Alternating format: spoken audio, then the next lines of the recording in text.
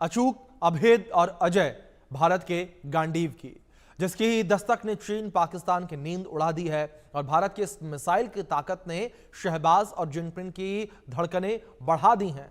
भारत बहुत जल्द इस नई मिसाइल का हवाई परीक्षण करने वाला है। अगर यह परीक्षण सफल रहा तो जल्द ही गांडीव को भारतीय वायुसेना में शामिल किया जाएगा। हाल ही में ओडिशा के बालासोर में इसका जमीन से पहला टेस्ट जो है वो सफल रहा था और अब इसकी हवा से फायरिंग की तैयारी है। लेकिन भारत की मिसाइल खास क्यों है और क्यों इसे गेम चेंजर बताया जा रहा है, आज इसी मुद्दे पर बात करेंगे। लेकिन इससे पहले आप खास रिपोर्ट देखिए।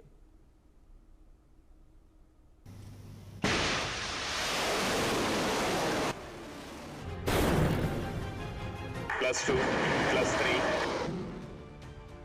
गांडीव का अग्नि प्रहार, पाक में मचेगा हाहाकार।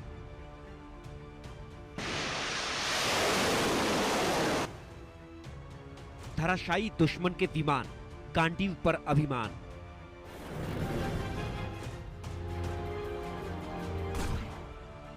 गांडीव का लाइव फायर, चीन पाक कांपे थर थर।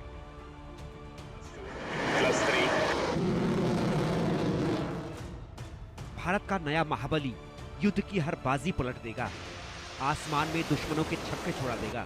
चीन पाकिस्तान के हमले को हवा में ही नाकाम कर देगा, पाकिस्तानी विमानों के लिए काल बनेगा।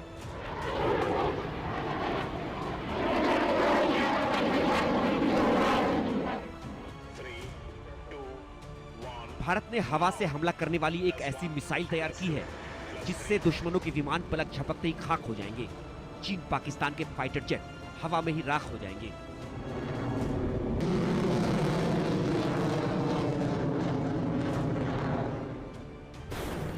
भारत ने इस महाविनाशक का नाम महाधनुर्धारी अर्जुन के धनुष के नाम पर गांडीव रखा है, जो अस्त्र MK3 मिसाइल का एडवांस वर्जन है। इस मिसाइल की क्षमता 300 से 350 किलोमीटर की होगी।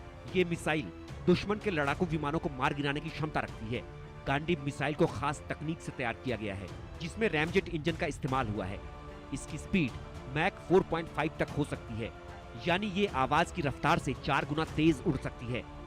इसके पास ऐसे सेंसर हैं जो बीच उड़ान में दिशा बदलने और दुश्मन के मूवमेंट के हिसाब से खुद को एडजस्ट करने की क्षमता रखते हैं। गांडीव के 2 जमीनी परीक्षण कामयाब हो चुके हैं और अब इसकी हवा से फायरिंग की तैयारी है। फिलहाल इसके कैप्टिव कैरीज ट्रायल्स चल रहे हैं, यानी मिसाइल को विमान पर रखकर उसकी सभी इलेक्ट्रॉनिक जांच की जा रही है। गांडीव मिसाइल का अगला test Sukhoi Su-30 MKI fighter jet से किया जाएगा। DRDO गांडीव के लिए लाइव फायर और एक्सट्रीम एनवेलप ट्रायल की तैयारी कर रहा है। ये ट्रायल मिसाइल की प्रोपल्शन, गाइडेंस, एरोडायनेमिक्स और अधिकतम रेंज और गति पर लक्ष्य को इंटरसेप्ट करने की क्षमता को परखेंगे। खबर है कि गांडीव को आगे तेजस, MiG-29, रफाल और भविष्य के लड़ाकू विमान AMCA में भी फिट करने की योजना है। गांडीव के भारतीय फाइटर जेट में लगने के बाद युद्ध का नजारा ही बदल जाएगा। ये स्वदेशी मिसाइल इंडियन एयरफोर्स की क्षमता को कई गुना बढ़ा देगी।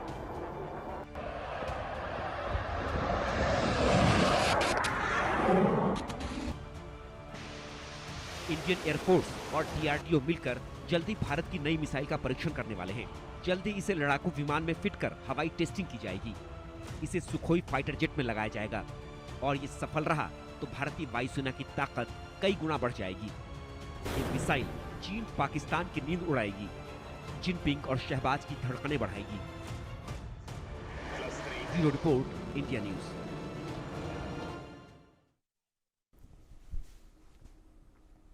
चलिए, इस विषय पर बातचीत करने के लिए मेरे साथ 2 खास मेहमान जुड़ गए हैं। उनका परिचय मैं आपसे करवा दूं। मेरे साथ retired group captain Tapesh Chaudhary जुड़े हैं, जो कि डिफेंस एक्सपर्ट के तौर पर मेरे साथ जुड़े हैं। साथ ही retired group captain UK Devnath ji जुड़े हैं मेरे साथ डिफेंस एक्सपर्ट के तौर पर। दोनों मेहमानों का बहुत स्वागत है। तपेश जी, मैं आपका रुख करना चाहूंगा। सबसे पहले अगर बात गांडीव मिसाइल को लेकर की जाए, जिस तरीके से गांडीव मिसाइल का जब हम जिक्र करते हैं तो SFDR तकनीक जो है उसका नाम सामने आता है। SFDR तकनीक को मैं आपसे समझना चाहूंगा तपेश जी, किस तरीके से SFDR तकनीक जब भारत को मिलेगी तो भारत जो है दुनिया के किन देशों के कतार में खड़ा होता हुआ नजर आएगा? जी बिल्कुल। SFDR जो टेक्निक है उसका बेसिकली फुल फॉर्म होता है solid fuel ducted ramjet propulsion system. जी। सो बेसिकली ये बाकी प्रोपल्शन सिस्टम से डिफरेंट क्यों है? दो चीजें हैं मेनली। एक तो जो नॉर्मल मिसाइल्स जो नॉर्मल रॉकेट प्रोपल्शन यूज करती हैं वो सॉलिड स्टेट तो होता है, लेकिन उसमें ऑक्सीडाइजर्स यूज होते हैं।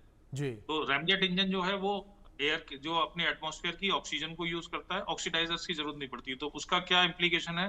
इम्प्लीकेशन ये है कि ऑक्सीडाइजर का वेट कम हो जाता है, तो ये मिसाइल जो इस प्रोपल्शन सिस्टम के साथ चलती है वो ज्यादा पेलोड यानी कि ज्यादा एक्सप्लोसिव कैरी कर सकती है। That is the first thing. Second thing ये है कि ये रैमजेट इंजन जो डक्टेड रैमजेट इंजन है मिसाइल्स के लिए, ये वेरिएबल थ्रस्ट यूज करता है। जो नॉर्मल मिसाइल्स होती हैं वो उनका जो बेसिकली सॉलिड स्टेट फ्यूल जो जलता है ना, वो एक स्टैटिक रेट पे जलता है, यानी कि बूस्ट फेज के बाद वो फिर कंटिन्यूअसली उसी पे जलता रहता है। इसमें जी इस थ्रस्ट को वेरिएबल हो सकता है, यानी कि जब रिक्वायरमेंट है, जब मिसाइल को ज्यादा मैनोवरेबिलिटी की रिक्वायरमेंट है या मिसाइल को हवा में ऊपर जाने की रिक्वायरमेंट है अगेंस्ट द ग्रेविटी, तो ये अपने थ्रस्ट को इंक्रीज कर सकती है। इसी वजह से ये जो मिसाइल है अपनी 4.5 मैक स्पीड मेंटेन करने में सक्षम है। ये स्पीड भी बहुत इंपॉर्टेंट है क्योंकि मिसाइल इतनी अच्छी स्पीड अटेन करती है। क्योंकि क्या होता है, ये जो मिसाइल है ये एक्टिव बीवीआर है, basically air to air missile बोलते हैं इसको। Active BVR basically beyond visual range. Aircraft की जो विजुअल रेंज है जो वो 10-12 किलोमीटर मानी जाती है, यानी कि कोई भी मिसाइल जो इसके बियॉन्ड बिना जो आई से देखे हुए प्रहार कर सकती है उसे बीवीआर कहते हैं। तो जी आजकल सारा कॉम्बैट, एयर का कॉम्बैट बीवीआर पे लिमिटेड हो गया। पहले जैसे डॉग फाइट होती थी क्लोज रेंज मिसाइल से, वो अब सिनेरियो खत्म होता जा रहा है। तो ये मिसाइल जब बीवीआर है और उसकी रेंज 8 किलोमीटर पे करीब 190 किलोमीटर है, तो ये इस कंटिन्यूअस प्रोसेस में 190 किलोमीटर तक 8 किलोमीटर, ओब्वियसली जैसे जैसे आपकी हाइट बढ़ेगी 20 किलोमीटर होगी तो 300-350 किलोमीटर हो जाएगी। लो लेवल पे फायर करेंगे तो 90-100 किलोमीटर रह जाएगी रेंज, क्योंकि अगेंस्ट एटमॉस्फेरिक प्रेशर की वजह से उससे फर्क पड़ता है। तो 4.5 मैक की स्पीड से फायदा क्या होता है कि जब ये रडार अपने क्लोज फेज में, जब बिल्कुल फाइनल जब टारगेट को डिस्ट्रॉय करने जाती है तो अपना रडार खुलती है, इसलिए इसको एक्टिव मिसाइल कहते हैं। तो जब अपना रडार जी खोलते हैं, यानी कि इनिशियल जो गाइडेंस होती है वो एयरक्राफ्ट के थ्रू होती है मिसाइल डेटा लिंक से, जी लेकिन फाइनल फेज में ये जब अपना एक्टिव रडार खोलती है, तो जब एयरक्राफ्ट को, जो टारगेट एयरक्राफ्ट है उसको जब मौका मिलता है तो वो बहुत सारे एस्केप करने के मैनूवर होते हैं अपने आप को बचाने के लिए। लेकिन इस मिसाइल की स्पीड इतनी ज्यादा है तो एक तो उसमें वो बहुत मुश्किल है किसी भी टारगेट एयरक्राफ्ट को इससे बचना।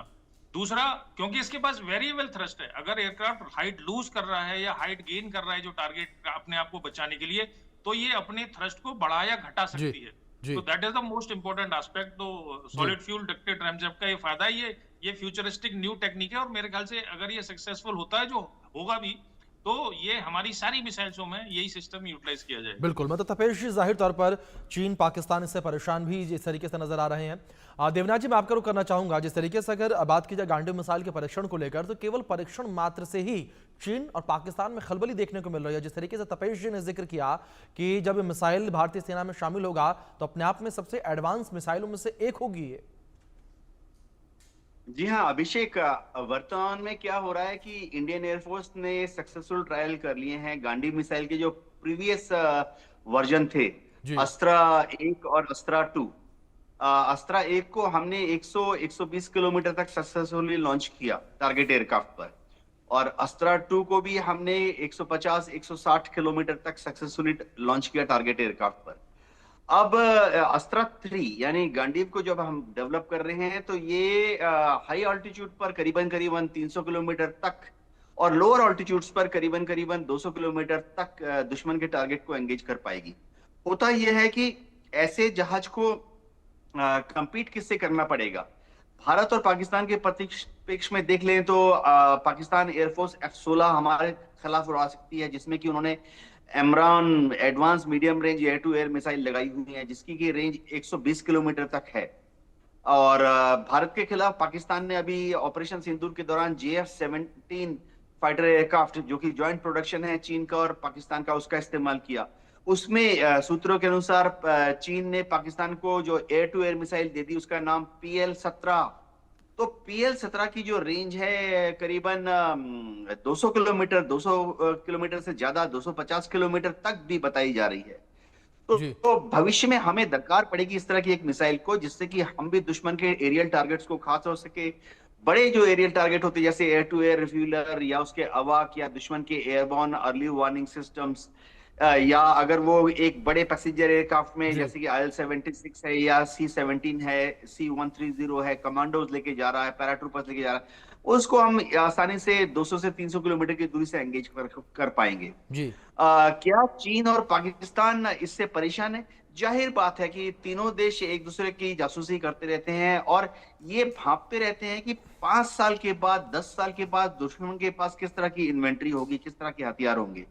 तो ये कैट और माउस गेम चलता रहता है। लेकिन अच्छी बात यह है कि भारत में जो हम ये तकनीक डेवलप कर रहे हैं, इसका ट्रायल शुरुआती दिनों में सुखोई 30 से किया जाएगा। सक्सेसफुल होने पर तेजस 1 मार्क, तेजस 1A, बाद में तेजस 2 और बाद में AMCA पर भी इसको इस्तेमाल कर सकेंगे। यानी आने वाले समय में अगर भारत के पास एक कॉम्बिनेशन हो जाए, जैसे कि AMCA जो कि प्राय प्राय एक 5th जनरेशन का स्टेल्थ फाइटर विमान होगा, प्लस उस पर अगर गांडीव जैसा एक एयर टू एयर मिसाइल है जो कि 300 किलोमीटर तक जा सकता है, तो पाकिस्तान के तो दूसरे छोर तक हम एंगेज कर लेंगे जी। और चीन के साथ भी प्राय प्राय पूरा तिब्बत हम डोमिनेट कर पाएंगे। जी। जी बिल्कुल। तपेश जी, दूसरी ओर अगर बात गांडीव मिसाइल को लेकर की जाए तो क्या गांडीव मिसाइल जो है वो PL-15 जो कि चीन के पास मौजूद है और साथ ही AIM-260 जो कि अमेरिका के पास मौजूद है, इन मिसाइलों को गांडीव मिसाइल आने वाले समय में टक्कर दे पाएगी या इनसे एडवांस होगी? तो इसकी जो टेक्नोलॉजी है, जैसा मैंने शुरू में बताया, SFDR टेक्नोलॉजी जी। और जो भी इसके पेलोड या जो भी इसकी डिजाइन है, वो सर्टेनली जो AIM-260 आपने बोला प्लस AIM-174 है प्लस PL-15, जी। 17 इन सबसे बेहतर है। जी। तो ऑब्वियसली दुश्मन की नींद हराम होना बिल्कुल जरूरी है इसके लिए। दूसरी बात ये देखिए कि वाई मिसाइल की रेंजेस और मिसाइल की एक्यूरेसी या मिसाइल की कैपेबिलिटी क्यों इंपॉर्टेंट होती है एयर टू जी। एयर कॉम्बैट में। कोई भी एयरक्राफ्ट कितना भी शक्तिशाली हो, 5th जनरेशन हो, स्टेल्थ एयरक्राफ्ट को, फाइनली उसका काम होता है दुश्मन के जहाजों को शूट डाउन करना। जी। ठीक है, एयर टू एयर कॉम्बैट में। तो अब आप एक चीज मान के चलिए कि जो मिसाइल इतनी कैपेबल है और अगर मेरी रेंज 8 किलोमीटर पे लगभग 200 किलोमीटर है, तो आप ये मान के चलिए कल को जब ये इंडक्ट हो जाएगी Su-30 पे या तेजस पे, जब ये एयरक्राफ्ट फ्लाई कर रहे होंगे, तो कोई भी दूसरा aircraft with in that range आने की हिम्मत नहीं करेगा। ये जो है बहुत इंपॉर्टेंट एस्पेक्ट होता है रेंजेस का। PL-15 क्योंकि चाइना मिसाइल जी। पढ़ाई इसलिए करता है क्योंकि वो इतनी दूर से चल जाती है और आज की डेट में रेंजेस उसकी अच्छी मानी जाती है। तो जब ये मिसाइल इंडक्ट होके 200 किलोमीटर, तो मैं 8 किलोमीटर बोल रहा हूँ, as you go higher 20 kilometre 18 kilometre पे 300 350 किलोमीटर रेंज भी मिलेगी। तो ये हमारे लिए एक आत्मनिर्भर भारत का जो सपना है और इस तरह की मिसाइल जब हम इंडक्ट करेंगे तो ये बहुत साकार होगा और बहुत जरूरी भी है। DRDO इसको डेवलप कर रहा है और जी। BDL इसको बेसिकली प्रोड्यूस करेगा।